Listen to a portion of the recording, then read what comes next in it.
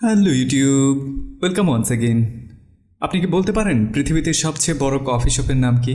সারা পৃথিবী জুড়ে খুচরা কফির বিক্রির দিক থেকে সবচেয়ে বেশি এগিয়ে রয়েছে কোন কোম্পানিটি?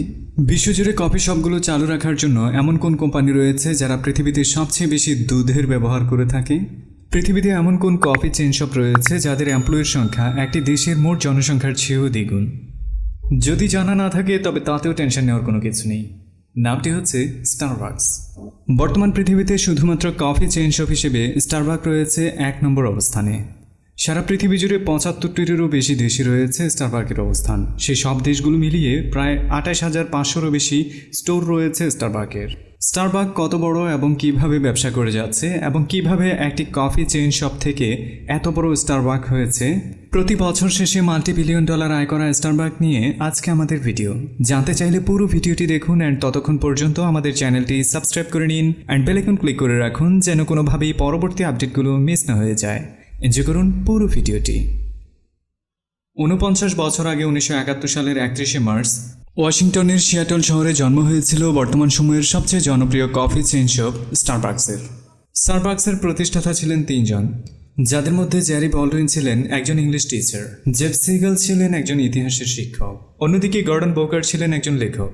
শুরুর দিকে তারা ৩ জনই মূলত কফি বিনগুলো নিয়ে ব্যবসা শুরু করেছিলেন। বাজার চাহিদা অনুযায়ী কফি বিনগুলো বিক্রি করে সে সময় ভালো মানের অর্থ আয় করা খুব কঠিন কিছু ছিল না।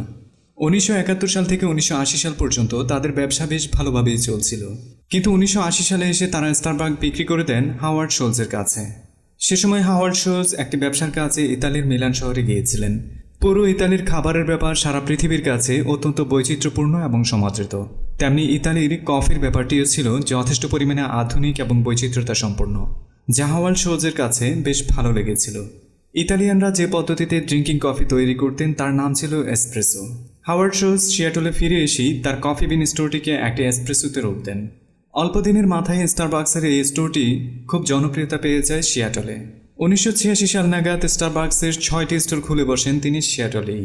৮৬ সাল পরবর্তীতে স্টারবাক তার ব্যবসা এত দ্রুত আমেরিকাতে ছড়িয়ে দেয় যা অন্যান্য কোনো চেইন শপ এই পর্যন্ত করতে পারেনি।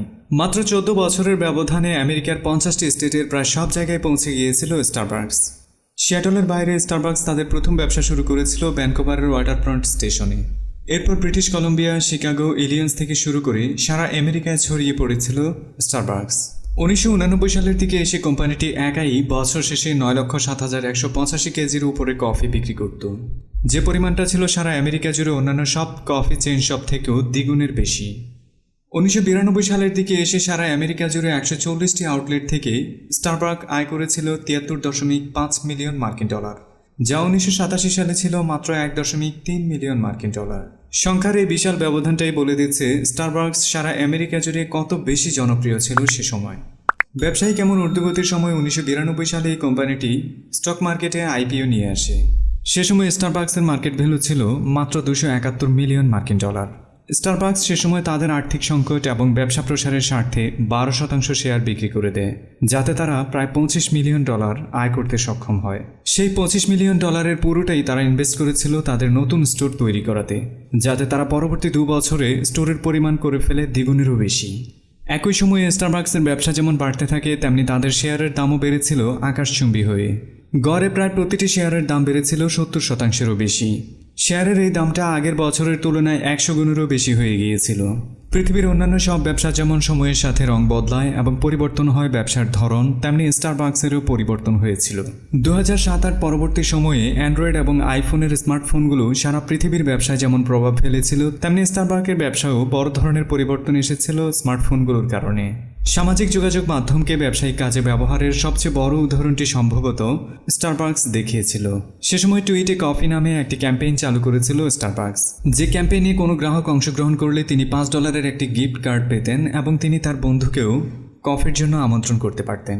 আমেরিকার অত্যন্ত জনপ্রিয় রিসার্চ ফার্ম কিহোল তাদের একটি আর্টিকেলে উল্লেখ করেছিলেন সে সময় এই ক্যাম্পেইনে অংশগ্রহণ করেছিল প্রায় ২৭,০০০ ব্যবহারকারী।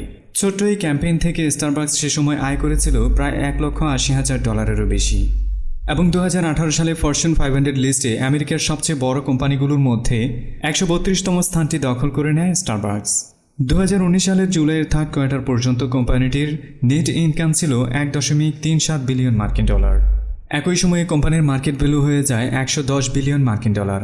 বিগত সময়ের তুলনায় সে সময় কোম্পানিটির মার্কেট ভ্যালু বেড়েছিল প্রায় 41%। 1995 সাল পর্যন্ত স্টারবাকসের ব্যবসা শুধুমাত্র আমেরিকাতেই সীমাবদ্ধ ছিল। 1996 সালে এসে স্টারবাকস আমেরিকার বাইরে তাদের প্রথম স্টোর চালু করে জাপানের টোকিওতে। পরবর্তী বছরে 1997 সালে এসে স্টারবাকস তাদের দ্বিতীয় ইন্টারন্যাশনাল স্টোরটি চালু করে ফিলিপিনের ম্যানিলায়। আমেরিকার বাইরে স্টারবাকস তার সবচেয়ে বড় ইনভেস্টি করেছিল ইউকেতে 1998 সালে। সে সময় ইউকের একটি লোকাল কফি চেইন শপের 56টি স্টোর $83 মিলিয়ন খরচ করে কিনে নেয় স্টারবাকস এবং দখল করে নেয় পুরো ইউকের কফি চেইন শপ মার্কেট। 1996 পরবর্তী স্টারবাকস শুধু তাদের ব্যবসা বাড়িয়েছে পৃথিবীর বিভিন্ন প্রান্তে অথবা আমেরিকাতে। বর্তমানে শুধু আমেরিকাতে স্টারবাকসের স্টোর রয়েছে প্রায় 16,000-এরও বেশি, যার মধ্যে সবচেয়ে বেশি রয়েছে ক্যালিফোর্নিয়াতে। পুরো ক্যালিফোর্নিয়ার প্রায় 3100টি লোকেশনে রয়েছে স্টারবাকসের স্টোর, যা পুরো আমেরিকার স্টারবাকস স্টোরের প্রায় 19%। আমেরিকার বাইরে স্টারবাকসের সবচেয়ে বেশি স্টোর রয়েছে চায়নায়, প্রায় 3600টি স্টোর রয়েছে চায়নাতে। এরপরেই কানাডায় রয়েছে প্রায় 3400টি স্টোর এবং পরবর্তী স্থানটি দখল করে আছে দক্ষিণ কোরিয়া। বর্তমানে সারা পৃথিবীর প্রায় 75টি দেশ জুড়ে স্টারবাকসের স্টোর রয়েছে 28,500-এরও বেশি। বর্তমানে পৃথিবীতে স্টারবাকসের যতগুলো স্টোর রয়েছে তার সবগুলো মিলিয়ে স্টারবাকসের এমপ্লয়ির সংখ্যা হচ্ছে প্রায় 3 লক্ষ। এমপ্লয়ির এই সংখ্যাটা গ্রিনল্যান্ডের মোট জনসংখ্যা থেকে 5 গুণেরও বেশি। স্টারবাকস একাই সারা পৃথিবীর ক্যাফে মার্কেটের 57% দখল করে আছে। পুরো আমেরিকা জুড়ে যে পরিমাণ কফি বিক্রি হয় সারা বছর জুড়ে তার 2/3 একাই স্টারবাকস দখল করে আছে। এই তালিকায় স্টারবাকসকে টেক্কা দেওয়ার মতো কোনো কোম্পানি এখনও আমেরিকায় জন্ম হয়নি, না পৃথিবীতে হয়েছে।